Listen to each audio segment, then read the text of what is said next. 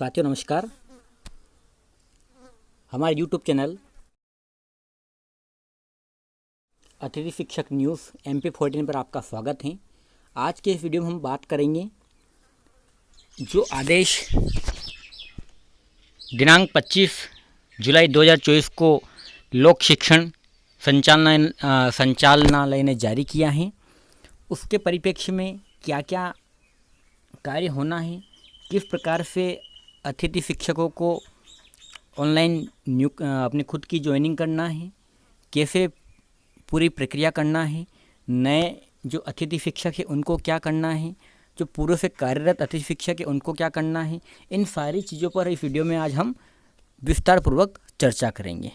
आपसे निवेदन है, अगर आप YouTube पर हमारे चैनल को सब्सक्राइब नहीं किया है तो जल्द से जल्द पहले हमारे चैनल को सब्सक्राइब करें ताकि हर आने वाली नई जानकारी आपके पास नोटिफिकेशन के रूप में सबसे पहले पहुंचे। तो आइए शुरू करते हैं आज का वीडियो। देखिए, सबसे पहले हम बात करें तो अतिथि शिक्षक आमंत्रण की जो समय सारणी है उसमें क्या दिया गया है। सबसे पहले हम देखते हैं शैक्षणिक सत्र 2023-24, मतलब जो अतिथि शिक्षक पिछले वर्ष विद्यालय में कार्य कर रहे थे। यहाँ पर क्लियर कर लीजिए कि जो अतिथि शिक्षक पिछले वर्ष विद्यालय में कार्यरत थे, ये प्रक्रिया उनके लिए है। आमंत्रित किया गया है एवं पोर्टल पर पद रिक्त प्रदर्शित हैं, मतलब जिनको 2023-24 में आमंत्रित किया गया था और उनका पद पोर्टल पर रिक्त हैं, ये उनके लिए हैं। ऐसे विद्यालयों में GFMS पोर्टल पर ज्वाइनिंग की प्रविष्टि हेतु की जाने वाली कार्यवाही सभी अतिथि शिक्षक साथी पूरी तरह से क्लियर कर लें। ये जो समय सारणी ऊपर वाली दी गई है, ये उन अतिथि शिक्षकों के लिए दी गई हैं जो पिछले वर्ष कार्यरत थे और उस विद्यालय में पद अभी भी रिक्त हैं। ये प्रोसेस उनके लिए है। तो उनको क्या करना है, देखो, सबसे पहले बात करें हम गतिविधि और समय सीमा दी हुई है। नंबर 1 हम देखें, अतिथि शिक्षक आमंत्रण हेतु GFMS पोर्टल पर रिक्तियों का प्रदर्शन। अब अतिथि शिक्षक आमंत्रण हेतु GFMS पोर्टल पर रिक्तियों का जो प्रदर्शन है उसकी समय सीमा है 30/7/2024। अब ये जो 30/7/2024 है, मतलब 30 जुलाई की जो डेट है, इन रिक्तियों का प्रदर्शन इस बार संकुल स्तर या जिला स्तर से ना होकर सीधा भोपाल से, मतलब राज्य स्तर से ही किया जाएगा। मतलब इस बार जो रिक्ति यानी कहीं रिक्त जो पद हैं, जो रिक्तियाँ हैं, उनमें जो हर बार जो समस्या होती है, कहीं पर पद शो हो रहा है, कहीं पर नहीं हो रहा है, कहीं पर ज्वाइन हो गए हैं लेकिन पद नहीं है, कहीं पर पद है लेकिन ज्वाइनिंग नहीं हो रही है, कभी विमर्श पोर्टल पर पद रिक्त बता रहा है लेकिन जो हमारा अतिथि शिक्षक प्रबंधन प्रणाली पोर्टल है उस पर पद रिक्त नहीं है। तो ये सारी समस्याएं इस बार न हो, इसलिए शायद ऐसा किया जा रहा है। आगे हम देखें, नंबर 2 बिंदु, अतिथि शिक्षक द्वारा GFMS पोर्टल पर ज्वाइनिंग दर्ज करना एवं शाला प्रभारी से प्राप्त सत्यापित ज्वाइनिंग पत्रक की छाया प्रति को पोर्टल पर अपलोड करना। अब देखो, यहाँ पर 2 कार्य हैं। सबसे पहली चीज़ है कि 30 जुलाई को रिक्तियाँ अपडेट होगी। रिक्तियाँ अपडेट होने के उपरांत हमको 1 अगस्त से ये कार्य करना है। अब 1 अगस्त से कैसे करना है देख लेते हैं। सबसे पहला जो कार्य होगा वो ये होगा कि हमको ऑनलाइन जो हमारा लॉगिन आईडी है, मतलब अपना जो मोबाइल नंबर पोर्टल पर रजिस्टर्ड है, और जो पासवर्ड है, जो पासवर्ड हमको दिया गया है, उस पासवर्ड के माध्यम से हमको लॉगिन कर लेना है। लॉगिन करने के उपरांत हमको हमारा जो लॉगिन और पासवर्ड उसको लॉगिन करने के उपरांत हमको जो डैशबोर्ड शो होगा, वर्तमान में उस पर कोई चीज़ नहीं शो नहीं हो रही है, लेकिन जैसे हम डिटेल में जाएंगे वहाँ पर हमको एक ऑप्शन मिलेगा। उस ऑप्शन की मदद से हमको हमारी खुद की ज्वाइनिंग ऑनलाइन पोर्टल पर करना है। अब क्लियर कर लीजिए कि ये ऑनलाइन जो ज्वाइनिंग होगी उन्हीं अतिथि शिक्षकों की होगी जो पिछले वर्ष उस विद्यालय में कार्यरत थे। मतलब जो अतिथि शिक्षक, बहुत सारे अतिथि शिक्षक साथियों के मैसेजेस आ रहे हैं कि हम विद्यालय बदलना चाहते हैं, या हमारे वहाँ पर कोई नया शिक्षक आ गया है, हम बाहर हो गए हैं, हमको नया विद्यालय ज्वाइन करना है, या कुछ अतिथि शिक्षक साथी ऐसा भी हैं जो विद्यालय परिवर्तन करना चाहते हैं, तो उनके लिए ये व्यवस्था लागू नहीं होगी, क्योंकि ऑनलाइन ज्वाइनिंग की जो व्यवस्था है वो पैनल के आधार पर है। और पैनल के आधार से मतलब ये है कि जो अतिथि शिक्षक पिछले वर्ष कार्यरत थे उन्हीं की नियुक्ति 1 अगस्त से 4 अगस्त के मध्य होना है। अब जो अतिथि शिक्षक नए हैं उनको क्या करना है उसके बाद हम आगे करेंगे। सबसे पहला काम होगा अतिथि शिक्षक जो पिछले वर्ष कार्यरत थे 2023-24 में, उनको ये प्रोसेस करना है, उनको ये प्रक्रिया करना है। पोर्टल पर ज्वाइनिंग के उपरांत उसकी 2 प्रिंट निकालना है। 2 प्रिंट निकालने के उपरांत हमको दोनों प्रिंट को शाला प्रभारी या अपने जो प्राचार्य महोदय हैं जिस विद्यालय में हम ज्वाइन कर रहे हैं, जहाँ पर हम कार्यरत थे पिछले वर्ष, उनको देना है। वो उन दोनों प्रतियों को, दोनों जो कॉपी रहेगी उनके ऊपर साइन और सिग्नेचर और सील लगाकर हमको देंगे। उसमें से एक प्रति को वो अपने रिकॉर्ड में संधारित करेंगे, मतलब स्कूल के रिकॉर्ड में रखेंगे, क्योंकि उसको उनको संकुल पर पहुंचाना रहेगा। और दूसरी जो प्रति रहेगी वो हमको देंगे। जो प्रति हमको मिलेगी, ठीक है, जो प्रति हमको मिलेगी उस प्रति को हमको फिर से हमारा लॉगिन आईडी जो और पासवर्ड जो है फिर से हमको GFMS पोर्टल पर लॉगिन कर लेना है।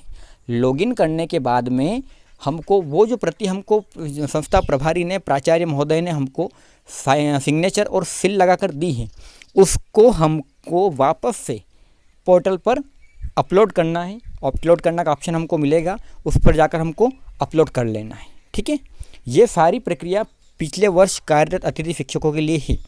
सभी साथी ध्यान दें, ये जो 1 अगस्त से होने वाली प्रक्रिया है, 1 अगस्त से 4 अगस्त तक जो प्रक्रिया चलेगी, जहाँ पर पुरानी रिक्तियाँ हैं, जहाँ पर अतिथि शिक्षक पिछले वर्ष कार्यरत थे और वहाँ पर अतिथि शिक्षकों की ज्वाइनिंग की जाना है, वहाँ पर वे साथी अपनी ज्वाइनिंग स्वयं कर पाएंगे। आगे हम देखें, इसकी समय सीमा इन्होंने 7 अगस्त तक दी है, तो इसके बारे में हम आगे चर्चा कर लेते हैं। आगे हम देखें कि जो तीसरा बिंदु है, अब देखो ये हमारा कार्य था, हमने 1 अगस्त को ऑनलाइन पोर्टल पर लॉगिन करके ज्वाइन किया। ज्वाइन करने के बाद में हमने उसका प्रिंट निकाला। प्रिंट निकालकर हमने संस्था प्रभारी से सिग्नेचर और सील लगवाकर उसको वापस से लेकर पोर्टल पर अपलोड किया। और अपलोड करने के बाद एक प्रति और हमने जो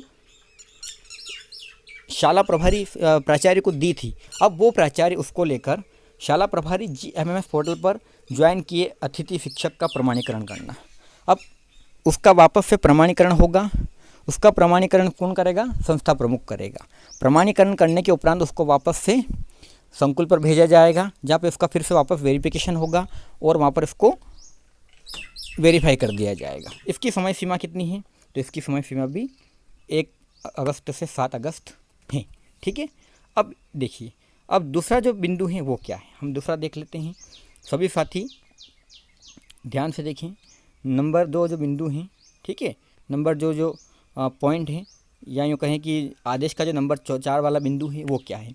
इसके अतिरिक्त ऐसे विद्यालय जहां नियमित शिक्षक पदस्थ होने के उपरांत भी संपूर्ण शैक्षणिक क्षेत्र के लिए अनुपलब्ध हैं। मतलब ये है कि ऐसे विद्यालय जहां पर शिक्षक तो हैं परंतु वे शिक्षक वर्ष भर के लिए अनुपलब्ध हैं, मतलब उस शैक्षणिक क्षेत्र में, उस विद्यालय में कार्य नहीं करेंगे। जैसे अपन बात करें, कोई शिक्षक कहीं पर अटैच्ड हैं, दूसरा कोई महिला शिक्षक हैं जो मैटरनिटी लीव पर हैं, तीसरा कोई शिक्षक ट्रेनिंग्स के लिए, मतलब जो ट्रेनिंग होती है बीएड या डीएड की, या उन्होंने जो पहले कर रखा हो वो अपडेट करना चाहते हैं, अपग्रेड करना चाहते हैं, उसके लिए।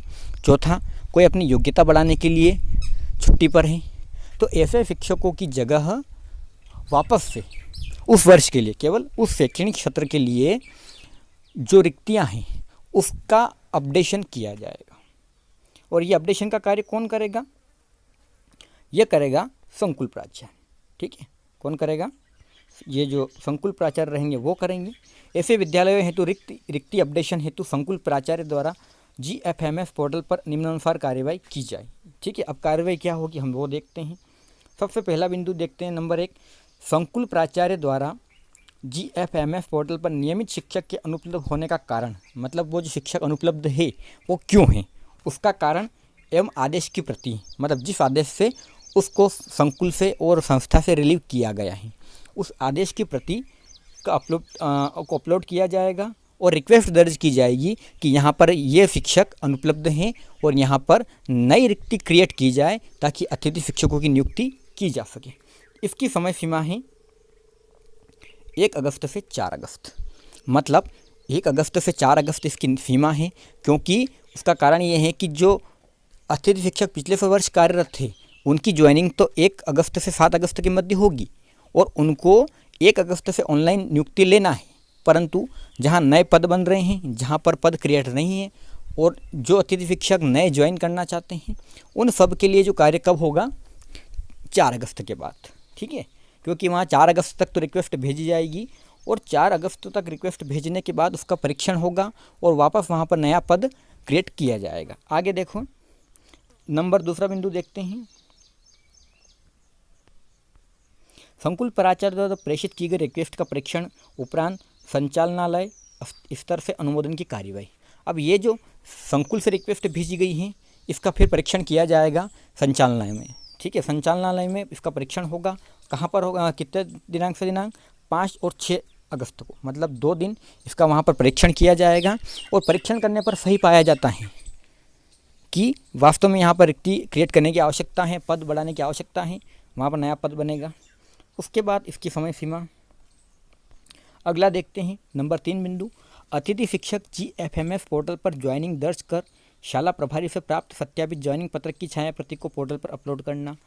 मतलब वही प्रोसेस जो पहले हुई थी कि आपको 4 तारीख से, मतलब 6 तारीख से, माफ़ कीजिए, क्योंकि 5 और 6 को नई रिक्ति क्रिएट होगी और वहीं पर रिक्ति क्रिएट होने के बाद, कब से, जहाँ शिक्षक वर्ष भर के लिए अनुपलब्ध हैं वहाँ पर नई रिक्ति क्रिएट होने के बाद में, मतलब 6 और 7 अगस्त को आपको ऑनलाइन ज्वाइन करना है। जैसे पूर्व कार्यरत अतिथि शिक्षकों ने किया था वैसे ऑनलाइन ज्वाइन करने के बाद आपको फिर से उसका प्रिंट आउट निकालना है। प्रिंट आउट को संस्था प्रमुख को देना है। संस्था प्रमुख को देने के बाद में फिर उस पर सिग्नेचर और सील लगाकर वापस लेना है। एक प्रति उनको देना है, एक खुद के पास रखना है और उसको वापस से पोर्टल पर अपलोड कर लेना है, ठीक है।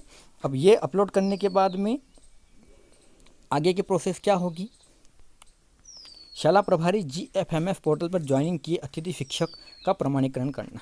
अब ज्वाइन करने के बाद में जो संस्था प्रमुख हैं वो उसका फिर प्रमाणीकरण करेगा। मतलब जो अतिथि शिक्षक नई रिक्ति में ज्वाइन हुए हैं, वे अतिथि शिक्षक जो नई रिक्ति बनने के बाद ज्वाइन हुए हैं या उन्होंने बाद में ज्वाइनिंग ली है, उन अतिथि शिक्षकों का वापस से प्रमाणीकरण अलग से होगा और उसका प्रमाणीकरण का जो समय सीमा वो कितनी है, 7 अगस्त से 8 अगस्त, मतलब 2 दिन में ये कार्य पूर्ण होगा। मतलब ये है कि जितने भी अतिथि शिक्षक साथी हैं उन सबको 1 अगस्त से 8 अगस्त तक, ठीक है, 1 अगस्त से अगस्त तक उन सबको ज्वाइनिंग पोर्टल पर मिल जाएगी। अब बहुत सारे साथियों का एक प्रश्न था कि हम विद्यालय चेंज करना चाहते हैं, विद्यालय का परिवर्तन करना चाहते हैं, हम वहाँ पर नियुक्ति कैसे लें। तो देखो साथियों, उसके लिए ऐसा है कि इस बार पैनल की व्यवस्था की गई है। पैनल में जो आवेदन आए, जितने भी आवेदन आए थे उन सब का एक मेरिट लिस्ट बनाई गई है, मेरिट बनाई गई है। उस मेरिट के आधार पर सभी अतिथि शिक्षकों को ज्वाइनिंग दी जाएगी। लेकिन जहाँ पर पिछले वर्ष जो अतिथि शिक्षक कार्यरत थे उनको वहीं पर ज्वाइन करना है। अब एक नई चीज़ ये बनेगी इस बार कि मान लो कोई अतिथि शिक्षक पिछले वर्ष कार्यरत था और कार्यरत होने के बाद में उसका जो रिजल्ट है वो 30% से कम है, तो ऐसे अतिथि शिक्षकों को ज्वाइनिंग नहीं मिलेगी। उनकी जगह पर दूसरे अतिथि शिक्षक ज्वाइन कर सकते हैं। अब उसके लिए कैसे प्रक्रिया होगी, ये प्रक्रिया अभी तक सामने नहीं आई है। तो जितने भी अतिथि शिक्षक साथी हैं वेट एंड वॉच का काम करें, रुके और देखें कि कैसे आगे क्या स्थिति बनती है। लेकिन मैं यही सलाह दूंगा सभी अतिथि शिक्षक साथियों को कि जो पिछले वर्ष जहाँ कार्यरत थे वो सबसे पहले वहाँ ज्वाइन करें, क्योंकि ज्वाइन नहीं करने की स्थिति में अगर वहाँ पर किसी अन्य अतिथि शिक्षक ने ज्वाइन किया या सेकंड स्टेप में अगर आपका ज्वाइनिंग नहीं हुआ तो आप क्या करेंगे, उसके बाद आपके पास शायद विकल्प ना बचे। हालांकि उसमें बताया गया है आदेश में कि जो 1 से 4 के बीच में ज्वाइन नहीं कर पाएगा उसको सेकंड स्टेप में ज्वाइनिंग दी जाएगी। लेकिन ऐसी स्थिति में रिस्क लेना ठीक नहीं है, क्योंकि अतिथि शिक्षक के पद पर कार्य करने के लिए एक अनार 100 बीमार वाला काम हो रहा है, क्योंकि बहुत सारे अतिथि शिक्षक बनने की होड़ में लगे हुए हैं। सभी देखते हैं भाई भतीजावाद खूब चल रहा है। तो सभी अतिथि शिक्षक साथी इस बात का भी ध्यान रखें कि वे जहाँ कार्य कर रहे थे वहाँ पर कोई नया अतिथि शिक्षक ज्वाइन ना हो जाए। अगर वो होता है तो उसका पोर्टल पर कारण भी दिखाया जाएगा कि पिछले वर्ष जो अतिथि शिक्षक कार्यरत था उसको ज्वाइन क्यों नहीं किया गया। तो कारण का भी सभी परीक्षण करें और सतर्क रहें, क्योंकि जो अधिकारी होते हैं, संकुल वाले होते हैं, ये अपने परिचितों को लगाने का भरपूर प्रयास करते हैं। तो साथियों, आपको वीडियो अच्छा लगा होगा। वीडियो अच्छा लगे तो लाइक करें, शेयर करें और ज़्यादा से ज़्यादा चैनल को सब्सक्राइब करें, ताकि हमको मोटिवेशन मिल सके और हम अच्छे से अच्छे वीडियो बनाकर आपके लिए लेकर आएँ। धन्यवाद।